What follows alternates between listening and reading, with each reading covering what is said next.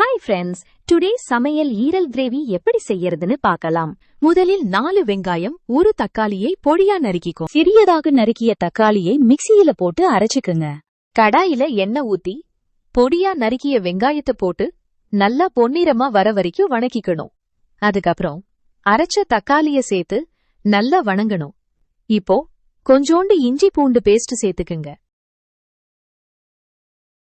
Chicken masala தூள், மஞ்சள் தூள் மற்றும் சிறு துளி பட்டை கிராம்பு பவுடர் சேர்த்து நன்றாக கலந்து வணக்கி விடுங்கள்.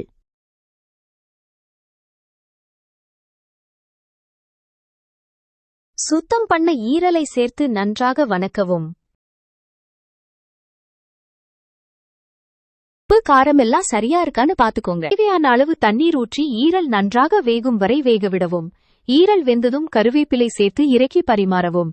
இப்போது சுவையான ஈரல் கிரேவி தயார். கண்டிப்பா இதை நீங்க எல்லாரும் ட்ரை பண்ணி பாருங்க.